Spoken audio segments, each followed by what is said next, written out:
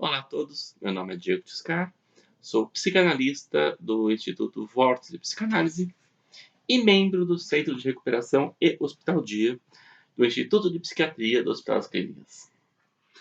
E hoje eu estou aqui fantasiado de Steven Spielberg para falar com vocês sobre sublimação. Mas por quê?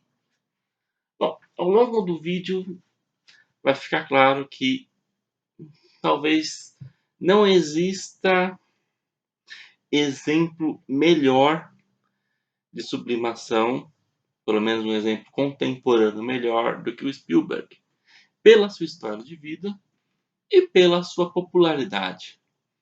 Artistas existem aos milhões, ou talvez milhares, né? Eu estou pensando num mundo mais utópico. Mas poucos deles são tão conhecidos do que Spielberg. Mas vamos lá. O que é sublimação?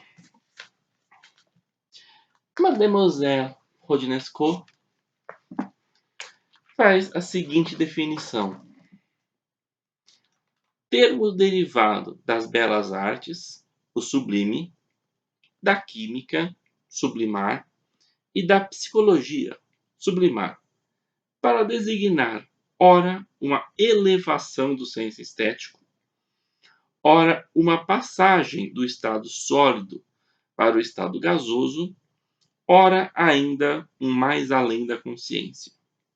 Sigmund Freud conceituou o termo em 1905 para dar conta de um tipo particular de atividade humana, criação literária, artística, intelectual, que não tem nenhuma relação aparente com a sexualidade, mas que extrai sua força da pulsão sexual na medida em que essa se desloca para um alvo não sexual, investindo objetos socialmente valorizados. Bom, se a gente pensar no pequeno Steven Spielberg, esse garoto teve uma infância bastante conturbada, para não dizer infeliz. Ao menos é o que aparenta.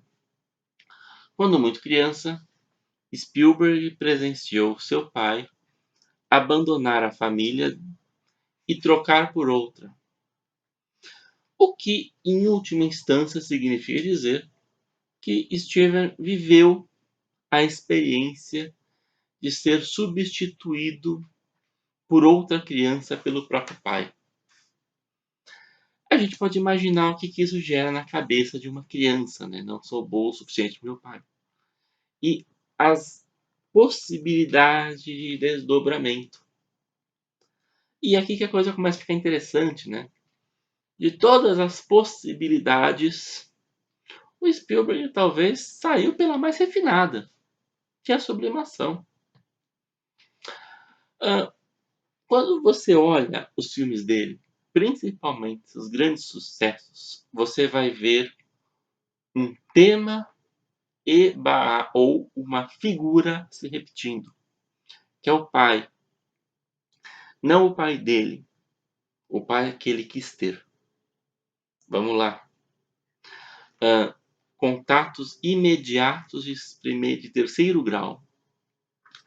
Você tem o protagonista, que é um pai de família, ficando cada vez mais encucado com as visões que ele está tendo, e a família dele acaba se dissolvendo por causa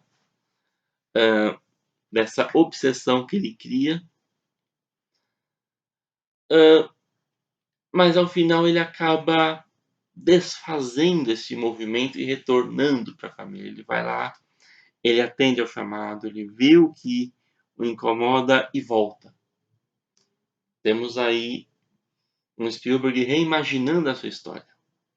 Em ET, logo no começo, fica claro que aquela família que vai receber ET, o Elliot, ele comenta que o pai dele trocou a mãe por outra pessoa e está morando em outro estado. você tem a repetição dessa história. E ao mesmo tempo, o ET ele é esquecido na Terra, mas depois os pais dele voltam. Então, de novo, você tem o Spielberg reescrevendo a história dele como ele gostaria que acabasse. Indiana Jones, o segundo filme, que ele tem na cronologia, ele se passa antes. Nós temos um Indy mais egoísta, mais duro, mais ríspido. E durante o filme ele se envolve com a mocinha do filme e ele começa a cuidar de um garoto que ele encontra nas ruas. Então cria-se uma família, essa família se faz com comoção e molda o coração do Indiana Jones para ser aquilo que a gente conhece. De novo você tem o tema, né, que um pai que acaba mudando de ideia e cuidando da família. O Jurassic Park, o Dr. Grant, ele começa o filme falando que ele não quer ter filhos, que ele detesta a ideia de ter filhos, ele detesta a ideia de crianças, ele não quer saber disso. E durante o filme ele cuida e protege das duas crianças, os dois netos do dono do parque, e acaba se descobrindo um ótimo pai, um ótimo protetor, acaba descobrindo assim a importância de amar uma criança. E como que ele consegue fazer isso? Temos mais uma vez um Spielberg imaginando o pai que ele queria ter, transformando toda essa frustração, talvez mais, até todo esse desamparo, esta angústia, esta dor que não cessa em algo. Né? Como que isso é uma pulsão? Podemos pensar nas pulsões do eu, a pulsão de autopreservação, como que via a fantasia, ele constrói um ambiente que, de certa forma, preserve. Em uma escala maior, Spielberg ele é um dos diretores mais admirados da história do cinema. Digo mais, talvez um dos mais amados.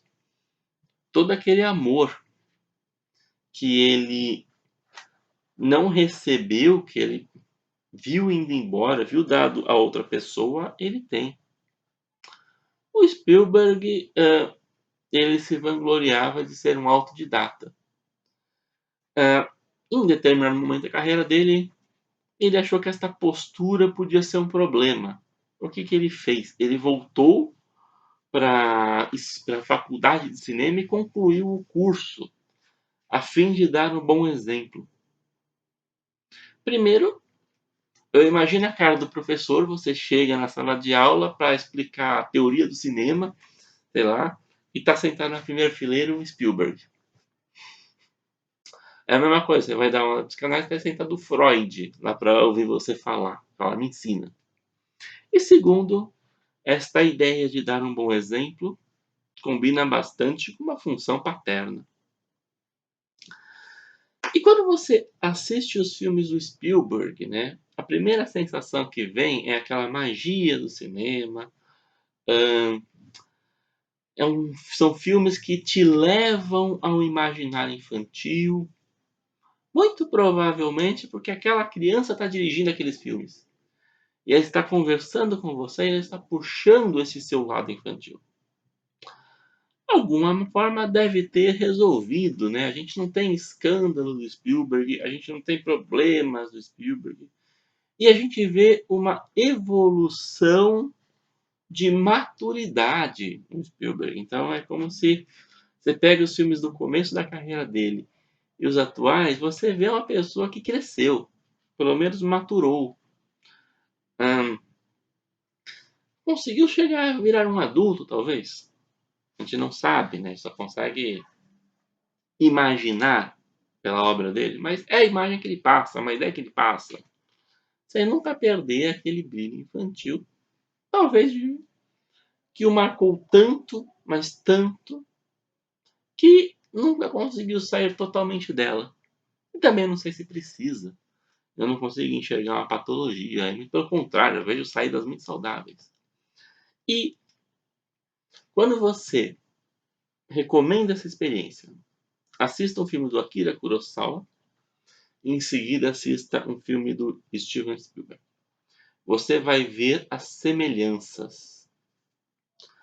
Kurosawa conseguia usar todo o método do cinema a favor dos seus filmes. Me lembro de Han, e tem uma cena em que a vilã ela está caminhando usando um kimono e você ouve o som da seda raspando. Tamanha a perfeição, o apuro artístico do Kurosawa, mas também como ele usa o cinema a favor do filme dele para contar uma história. E não é exatamente isso que o Spielberg faz. Aquela cena de ET quando a bicicleta voa. A primeira vez que o tiranossauro aparece. O tubarão, o primeiro ataque dele. A lista de Schindler. A cena da menina de vermelho, o impacto que aquilo provoca. A fotografia, o som, a imagem, mexe com você. Isso é cinema. E o Spielberg ele pegou este método Kurosawa e aprimorou. Mas não para por aí. Ângulos de câmera que você encontra nos filmes de guerra do Kurosawa, você encontra nos filmes de guerra do Spielberg. Assista os Sete Samurais, assista Han, a Fortaleza Escondida, assista ao Resgate do Soldado Ryan. Você vai ver mesmo tipo de movimento, de enquadramento, mesmo tipo de linguagem. É uma pessoa que aprendeu a fazer cinema assistindo cinema. É alguém que usou a arte para aprender a fazer arte e fez a sua arte. É a sublimação em sua essência. Talvez de um jeito que mais tenha dado resultado. Acho que agora você vai assistir os filmes de Spielberg de uma maneira um pouco diferente, não? Bom, eu vou ficando por aqui. Para dúvidas, sugestões, questionamentos, quer um tema, escreva aqui embaixo, é sempre um prazer o feedback. Para mais conteúdos psicanalíticos, procure nos outros vídeos do canal. Obrigado e até a próxima.